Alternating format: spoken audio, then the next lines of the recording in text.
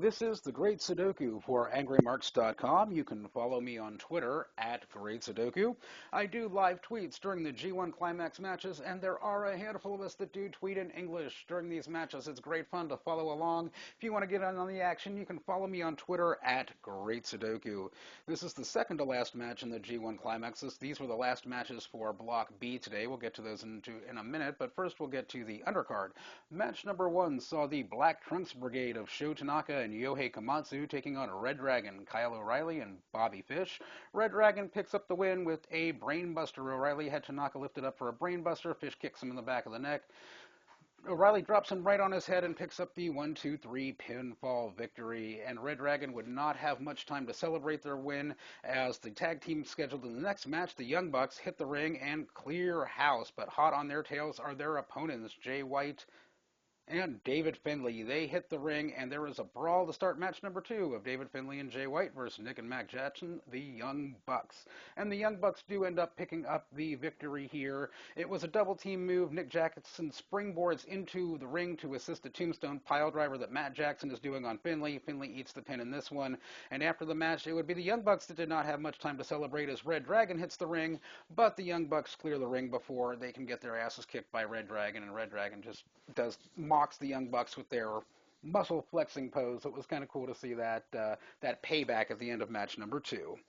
Match number three, we had the team of Matt Taven, Michael Bennett, Kazushi Sakuraba, Toru Yano, and Yoshihashi. That's all one team, mind you. They take on Tama Tonga, AJ Styles, Cody Hall, Doc Gallows, and Bad Luck Fale. And yeah, the 10-man tag must have been something they wanted to do here at the end of the tournament. I'm glad they saved it for later because it really didn't work. It really didn't make for all of that exciting of a match. Cody Hall ends up eating the pinfall in this one. Yoshihashi hits a Swanton Bomb and picks up the victory. There was not much to write home about in this Bullet Club versus pseudo chaos match here in match number three.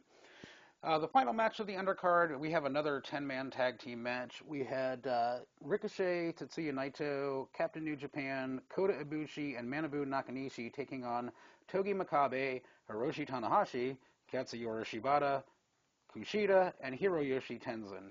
And who do you think is going to eat the pin in this one? Well, Captain New Japan is in there, and he eats a pin from Tanahashi following the high fly flow. Is there any doubt as to how this match would have ended? No, sir, indeed there was not. And we'll move on to the final matches now for Block B in the G1 Climax. The first G1 Climax official match, match number 5 of the evening, saw Tomoaki Hanma with 2 points, taking on Yujiro Takahashi of Bullet Club with 4 points. And much in a fashion befitting to the Bullet Club heel member, Takahashi low blows Hanma, plants him into the mat with Miami Shine, and picks up the pinfall victory. Takahashi finishes out Block B with 6 points. Tomoaki Hanma, he does get the one win, and he finishes out the B block with the 2 points. Second B block singles match of the night, match number 6, and this was the match of the night. This may even rival any match of the G1 Climax. We had Michael Elgin at 8 points taking on Tomohiro Ishii at 8 points, and we had two juggernauts, two titans just taking each other in the ring, two masters of strong style and a strong style slugfest this was. And Elgin, while looking really good, did end up losing to a brainbuster from Ishii, but there was some awesome offense from Elgin. He hit 2 rolling German suplexes. Ishii tried to roll through to escape, but Elgin rolls through again with him, keeps him cinched in, and hits a deadlift German suplex pin that Ishii barely kicks out of 2.9. Ishii was almost pinned by the Hardway Avalanche Falcon arrow that Elgin does. He kicked out at 2.95 there. There was a point where Elgin no-sold a superplex from Ishii. Ishii then lariats him out of his boots, but Elgin kicks out at 1. Elgin looked sick, and the fans love it. Although he did take the loss, he finishes with 8 points. Elgin does. Tomohiro Ishii finishes with 10 points in Block B, and this, my friends, was match of the night. Next match in the singles block, match number 7 saw Yuji Nagata with 4 points taking on Hiroki Goto with 12 points, and Goto's still in contention to win the B block, but some other things would have to happen, but one of them would be that he would have to win, which he did not. That's right, there was a major upset here. Blue Justice Yuji Nagata pulls off the huge upset. He actually pinned Hiroki Goto with a backdrop suplex pin, so Nagata will finish the B block with 6 points, and Goto finishes with 12 points. Match number 8 was Satoshi Kojima versus Carl Anderson. Kojima with 4 points, Anderson with 12 points. And if Anderson could win this match, he would still be in it too. There would be an interesting stipulation that would happen should Carl Anderson win and Shinsuke Nakamura win in the next match. However, Carl Anderson would not emerge victorious from this one. I'm really a bit disappointed with New Japan's lack of creative booking. It would have been interesting to have a three-way tie, but instead they have Satoshi Kojima go over Carl Anderson. Kojima ripped off his elbow pad. He hit Anderson in the back of the head with a lariat, hit a few lariats to the chest and the neck too. Several lariats it took, but Kojima was finally able to pin Carl Anderson with them. Kojima finishes with 6 points in Block B. Carl Anderson finishes with 12 points. Which leads us to the main event of the evening. And with Carl Anderson and Hiroki Goto both losing, that means the winner of Shinsuke Nakamura versus Kazuchika Okada would win the B block outright. Nakamura has 12 points, Okada has 14 points. If Nakamura wins, it would mean he would have 14 points, plus a direct win over Okada, who would stay at 14 points. So winner takes all in this block, and this was a match that went back and forth. It rivaled the Elgin Ishii match for match of the night. It came close, but Elgin and Ishii just gave it a little bit more.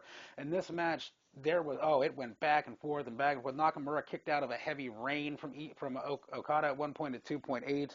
Nakamura nailed Okada with a lung blower and then a reverse backdrop. He then came off the second rope with a bomb IA, and Okada kicked out at 2.9. I thought it was over there too. Okada eats a second bomb IA and kicks out at 2.95. I thought it was over there too. Okada kicked out of a Samoan driver from Nakamura. I thought it was over there too. And then Kazuchika Okada goes for the Rainmaker Lariat, but Nakamura anticipates it. He catches it. He transitions it into a cross armbar, then into a triangle hold, back into a cross armbar again as Okada gets to his feet, but Okada cannot make his way to the ropes. Nakamura is just relentless, cinching in that armbar. Okada collapses to the mat, and he has no choice but to tap out.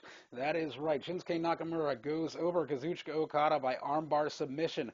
Nakamura wins Block B. He will face Tanahashi in tomorrow's final. It actually starts in Eastern time. I think the card starts at like 2 a.m. I'm going to stay up and watch that. So yeah, I remember on Twitter I tweeted that I'm going to follow Same Old Strong Style. I'm going to root for Same Old Strong Style over Same Old Shit in tomorrow's match because yeah, Tanahashi does a lot of the same moves. So does Shinsuke Nakamura. Lost my train of thought there. Yeah, Shinsuke Nakamura does a lot of the same old moves too. The armbar was something new that he pulled out, but there's a lot of the same spots Nakamura hits. But I'll go with Strong Style over Tanahashi any day. We'll go over the final standings now in the B block for the G1 Climax. We have Shinsuke Nakamura winning the tiebreaker over Kazuchika Okada. Both men have 14 points, but by way of head-to-head victory, Shinsuke Nakamura wins the B block outright with 14 points. Two men below Okada and Nakamura with 12 points, and Carl Anderson and Hiroki Goto. Below that, all alone, is Tomohiro Ishii at 10 points. Below him, Michael Elgin at 8 points. Three guys at 6 points. We have Yujiro Takahashi, Yuji Nagata, and Satoshi Kojima. Rounding out the bottom, we have Tomoaki Hanma, who did get his one win, but sits atop the B block with 2 points.